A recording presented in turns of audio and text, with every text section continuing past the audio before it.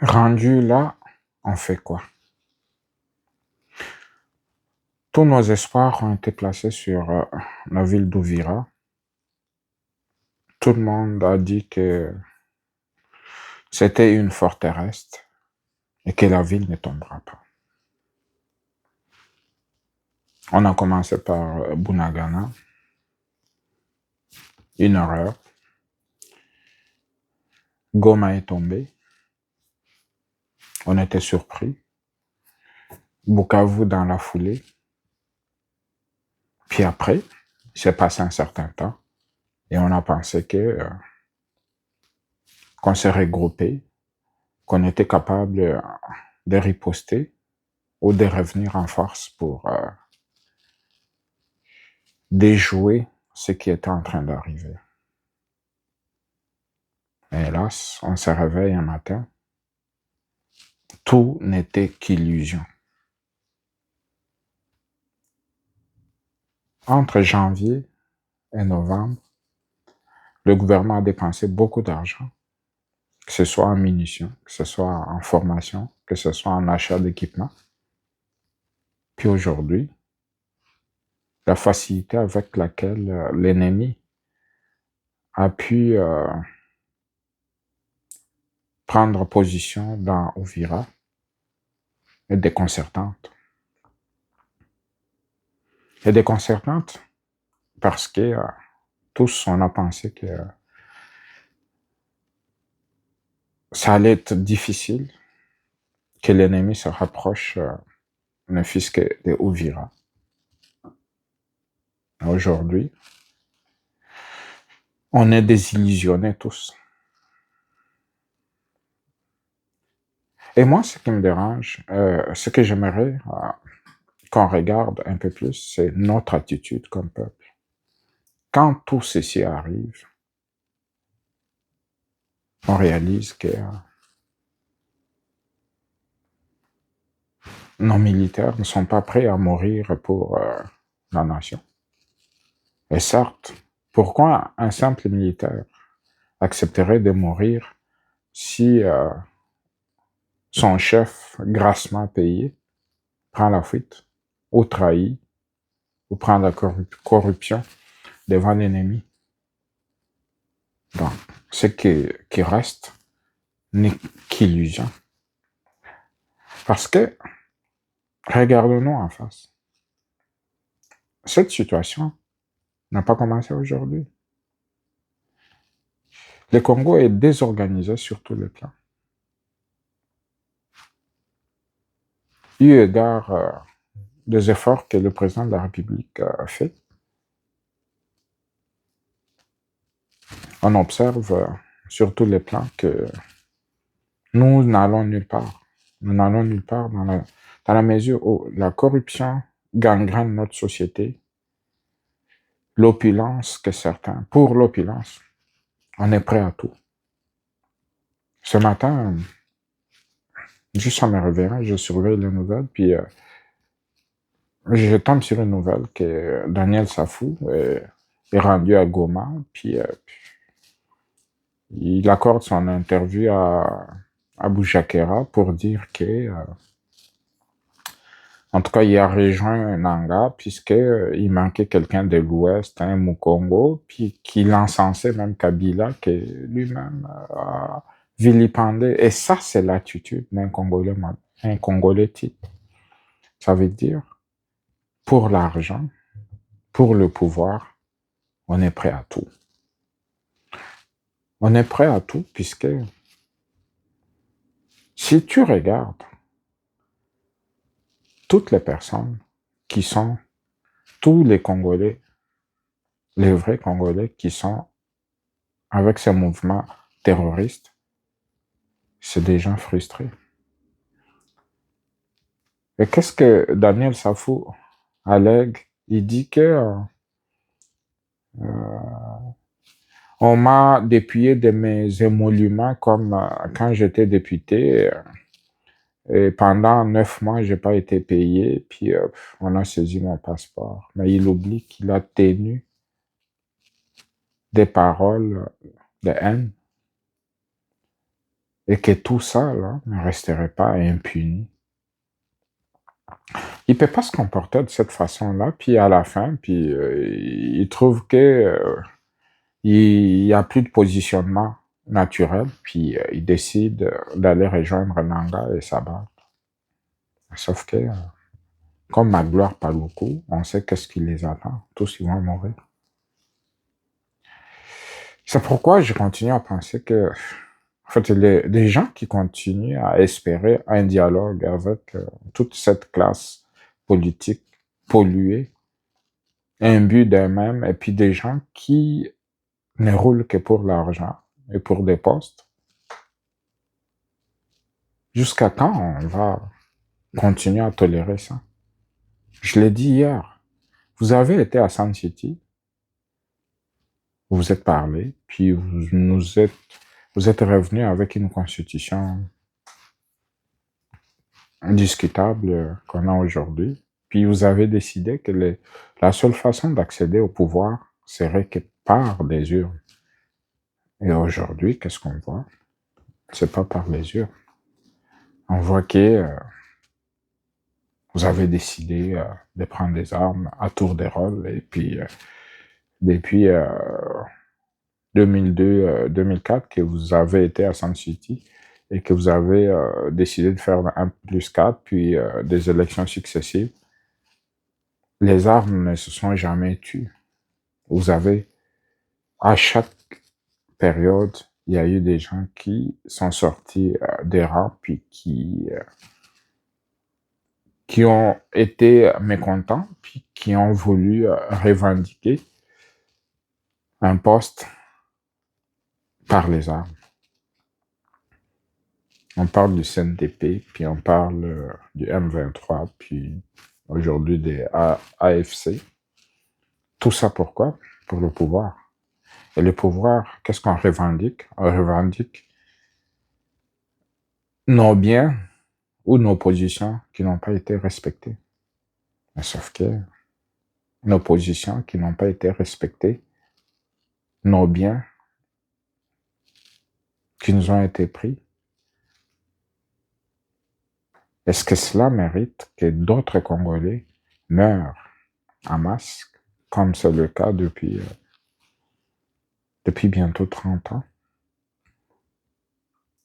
Plus de 10 millions de personnes décédées, pas par leur faute, mais puisque quelques Congolais veulent améliorer leur sort. Et que pour ces,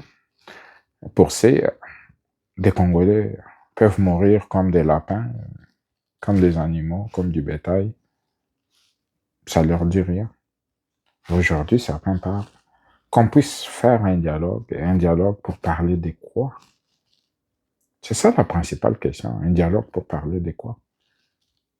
Pour aller reprendre des gens qui ont massacré et qui continuent jusqu'à aujourd'hui à massacrer des Congolais. Quel message on va envoyer à ce moment? Et quand on est frustré, quand on est mécontent, on n'a qu'à prendre des armes et puis revendiquer des droits. C'est comme ça que je comprends. Des gens qu'on doit arrêter sont très bien traités. Des traîtres. On parle des traîtres à gauche, des traîtres à droite. Mais ces gens-là, qu'est-ce qui leur arrive? Constant Mutamba est aujourd'hui en prison pour des présumés détournements. Mais des gens qui ont réellement détourné, que ce soit des ratios pour nos soldats, qui ont gonflé des effectifs pour se faire de l'argent. Ces gens-là sont dans des résidences, entre guillemets, surveillées, puis bien traitées, comme l'a dit le porte-parole de l'armée. Et cela nous attriste tous. Un autre point, c'est que nous, comme peuple, ce grave défaut qu'on traîne année après année est notre désunion. Voulez-vous que le Congo éclate et que chaque espace linguistique devienne un pays? Puisque c'est comme si... Puisque là, quand tu écoutes même le discours de l'autre, Daniel Safou, il parle de l'espace ouest, Kinshasa, Bandundu, puis Bakongo, et que lui devient le représentant de cet espace au niveau du mouvement, et que tu regardes tout ça là, tu te poses des questions. Est-ce que le Congo existe de par les espaces linguistiques ou de par l'unité qu'on veut créer? Puisqu'à chaque fois, cette question ressort. Et à chaque fois, la réponse n'est pas tout à fait claire. Des fois, des gens vont s'associer aux rebelles. Déjà, des fois, des gens vont s'associer. Parler de rebelles, c'est encore doux. Vont s'associer au Rwanda pour attaquer le Congo, juste puisque il y a un Moulouba à la tête du pays. Et ça, ce discours-là, je ne le comprends pas. Je ne le comprends pas. Parce qu'on est un pays, je sais que beaucoup de Congolais, alors beaucoup, tiennent à l'unité du Congo. Mais il y a quelques brebis galeuses qui, pour leurs propres intérêts, pour leur repositionnement personnel, pensent que le Congo, ça veut absolument rien dire. Et puis, la chose la plus importante, c'est que eux puissent avoir un certain contrôle sur quelque chose et puis s'enrichir et puis tout. Écoute, toutes ces richesses que vous pensez accumuler, après vous allez les laisser, vous allez mourir. Puisque tous on va mourir un jour.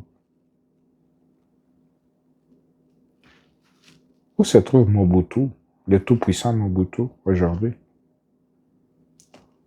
6 pieds sous terre. Où se trouvent toutes ces personnes riches, on assiste de ce monde, ce monde-là? On finit par mourir et laisser tous ces biens qu'on pense avoir accumulés là pour les autres. Et aujourd'hui, beaucoup de Congolais préfèrent un Congo faible, préfèrent toutes sortes de malheurs tant que eux ne se retrouvent pas. Aujourd'hui, Uvira a tombé entre les mains des rebelles, des Rwandais, disons-nous la vérité, puis la communauté internationale. C'est quoi cette affaire-là de continuer à espérer en eux? Je vois tout le monde du côté du gouvernement accuser le Rwanda auprès des Américains pour dire que, écoutez, ils n'ont pas respecté les accords et puis ainsi de suite. Jusqu'à quand on va continuer à adopter cette attitude de pleurnicher? Tout le monde sait que le Rwanda est au Congo. Tout le monde sait qu'à chaque fois qu'il y a une négociation importante, au sortir de cette négociation-là, les autres augmentent la pression sur nous. Vous vous souvenez, au mois de décembre passé, il était question que Kagame se rende en Angola pour aller signer avec le président Tshisekedi sous l'égide de l'Union africaine. Qu'est-ce qui s'est passé? Kagame ne s'est jamais présenté là-bas. Et en retour, qu'est-ce qu'ils ont fait? Ils ont attaqué Goma, ils ont attaqué Bukavu. Aujourd'hui, ils contrôlent ces deux villes-là. Puis après, on s'est rendu à Washington pour ces négociations. On a signé. Qu'est-ce qui s'est passé au lendemain de cette signature? Ils ont attaqué Uvira. Et aujourd'hui, on continue à pleurer. On va pleurer jusqu'à quand? Jusqu'à quand on va pleurer? Jusqu'à quand on va se plaindre?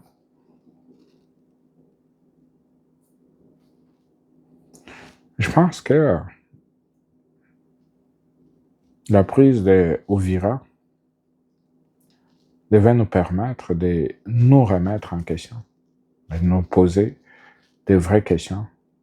Et nous devons nous demander qu'est-ce qu'on ne fait pas bien. Qu'est-ce qu'on ne fait pas bien? Je vais énumérer certaines choses qu'on ne fait pas bien. La première des choses, c'est qu'on n'est pas assez dur avec des traîtres. Des traîtres pour qui la sentence n'est pas claire. Entre autres, des généraux qui ont trahi, ou des colonels, et puis même des civils. Il leur arrive rien. Et ça envoie un mauvais message aux troupes. Deuxième chose, la corruption. Qu'est-ce qu'on fait des gens qui corrompent ou des gens corrompus? C'est mitigé, que ce soit du côté de politiciens ou du côté de l'armée ou même du côté de la population tout court. Puisque des gens qui détournent dans des compagnies, qui volent les biens, les biens communs, il leur arrive rien. Et tout ça là nous amène à croire que le Congo a un sérieux problème d'hommes et de mentalité. Qu'est-ce qu'on fait après tout ce qui se passe? Parce que si on a parlé d'abord de la trahison et qu'on ne fait rien de ceux qui trahissent, de la corruption, des détournements,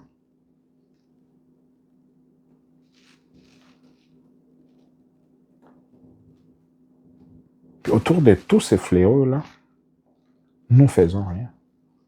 Nous ne faisons absolument rien. Et puis on s'attend à ce que le Congo puisse avancer. Comment voulez-vous qu'on avance quand on traîne tous ces fléaux-là? Je pense pas.